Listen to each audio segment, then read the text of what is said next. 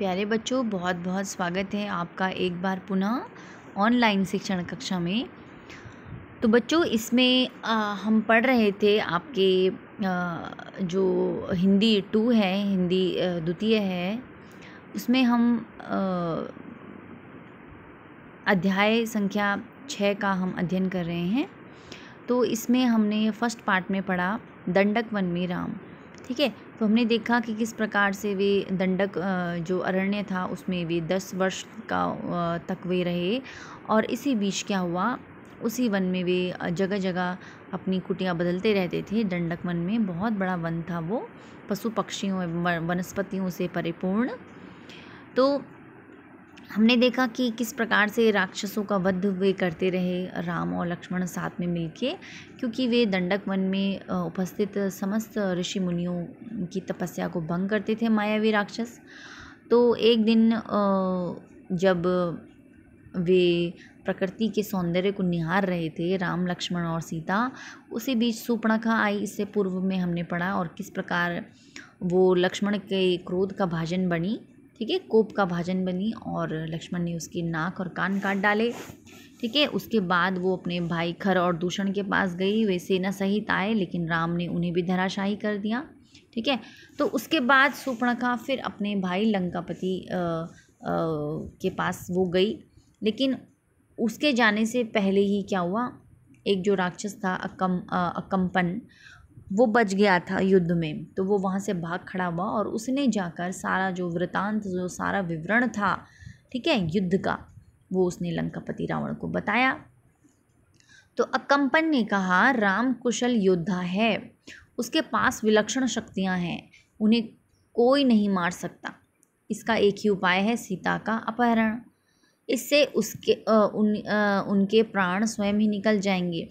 रावण सीता हरण के लिए तैयार हो गया। वह महल से चला। रास्ते में उसकी भेंट मारीच से हुई।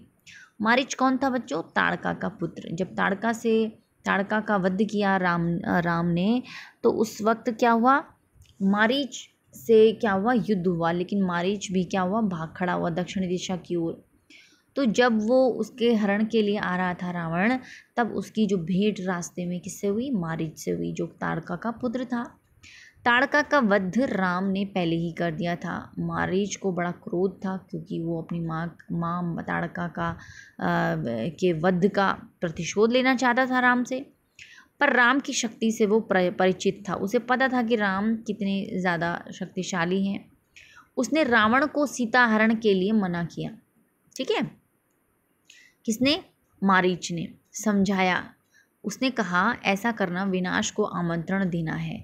रावण ने मारीच की बात मान ली, चुपचाप लंका लौट गया। थोड़ी ही देर में शूर्पणखा लंका पहुंची। विलाप करती हुई, चीखती चिल्लाती रावण को पूरी घटना की उसने जानकारी दी, लेकिन उसने शूर्पणखा को सुना। ठीक है, वह रावण को धिक्कार रही थी, फटकार रही थी। उसके पौरुष को वो ललकारते हुए शूर्पणखा ने कहा, तेरे महाबली होने का क्या लाभ, तेरे रहते मेरी यह दुर्गति। तेरा बल किस दिन के लिए है? तू किसी को मुंह दिखाने लायक नहीं रह गया है। किसने कहा ये? शूर्पणखा ने। शूर्पणखा ने राम लक्ष्मण के बल की प्रशंसा करी, सीता को अतीव सुंदरी बताया, कहा उसे लंका के राजमहल में होना चाहिए। शूर्पणखा बोली, मैं सीता को तुम्हारे लिए लाना चाहती थी। मैंने उन्हें बताया कि मैं रावण की बहन हूँ। क्रोध में लक्ष्मण ने मेरे नाक कान काट लिए। रावण फिर मारीच के पास गया। ठीक है, खर दूषण की मृत्यु से वह कुछ घबराया हुआ था। रावण ने मारीच से मदद मांगी। मारीच चाहता था कि रावण सीता हरण का विचार छोड़ दे। इस बार रावण ने उसकी नहीं सुनी, उसे डांटा और आज्ञा दी, मेरी मदद करो।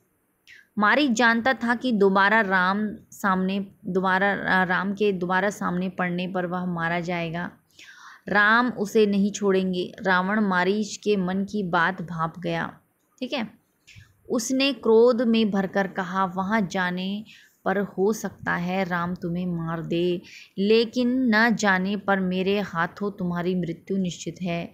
विवश होकर मारीच को रावण का आदेश मानना पड़ा। रथ पर बैठकर रावण और मारीच पंचवटी पहुँचे। कुटी के निकट आकर मायावी मारीच ने सोने के हिरण का रूप धारण कर लिया। अब देखो बच्चों, उन्होंने सीता हरण के लिए क्या किया, मारीच का सहारा लिया रावण ने, ठीक है। और मारीच ने क्या किया, उनकी कुटिया के नज़दीक आते ही उसने क्या कर लिया, एक सुंदर से सोने का हिरण वो बन गया। अब सोने का भी कभी हिरण होता है नहीं, लेकिन वो क्या थे, मायावी राक्षस थे। वो अपने जादू टोने से कुछ भी कर सकते थे। कुटिया के आसपास घूमने वो लगा। रावण एक पेड़ के पीछे छिपा था। उसने तपस्वियों का वेश धारण कर लिया, ठीक है। किसने, रावण ने। अब मारीच ने तो किसका रूप धारण कर लिया, सोने के हिरण का, और रावण ने तपस्वियों का। उसने एक भिक्षा मांगने वाले तपस्वी का रूप धारण कर लिया। उसके बाद क्या हुआ, सीता उस हिरण पर मुग्ध हो गई। मुग्ध हो गई यानी कि उन्हें वो हिरण बड़ा अच्छा लगने लगा, ठीक है। उन्होंने भी देखा कि इतने घने जंगल में सोने का हिरण, उनको वो बड़ा अच्छा लगा, आश्चर्य लगा उनको, बड़ा वो उस पर एक मोह उनको पड़ा है, मुग्ध हो गई वो। उन्होंने राम से उसे पकड़ने को कहा। राम को हिरण पर संदेह था। वन में सोने का हिरण। लक्ष्मण बड़े भाई की बात से सहमत थे, पर सीता के आग्रह के आगे उनकी एक न चली। सीता की प्रसन्नता के लिए राम हिरण के पीछे चले गए। उन्होंने सोचा, वन में इतने समय से प्रवास के दौरान सीता ने कुछ भी नहीं मांगा, उनकी यह इच्छा अवश्य पूरी करनी चाहिए। कुटी से निकलते समय राम ने लक्ष्मण को बुलाया और सीता की रक्षा करने का आदेश दिया। कहा, मेरे लौटने तक तुम उन्हें अकेला मत छोड़ना। लक्ष्मण ने सिर झुकाकर उनकी आज्ञा स्वीकार कर ली और सीता कुटी में थी। लक्ष्मण धनुष लेकर बाहर खड़े हो गए। तो देखा बच्चों आपने कि किस प्रकार से रावण ने अपनी माया से और मारीच का सहारा लेकर एक योजना बनाई सीता हरण की, और राम ने भी क्या किया, सीता की रक्षा के लिए उन्होंने लक्ष्मण को नियुक्त किया कि भाई जब तक मैं नहीं लेकर आता हूँ सोने का हिरण पकड़ के, तब तक तुम सीता की रक्षा करना, ठीक है।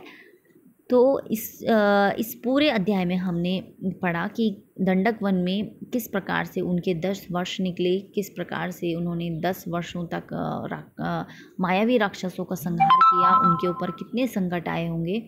तो बच्चों आप लोग भी पुनः एक बार इस संपूर्ण अध्याय का एक बार पुनर्अवलोकन करें, पुनः इसको पढ़ें और समझने का प्रयास करें। तब तक के लिए अपना ध्यान रखिए। बहुत बहुत धन्यवाद।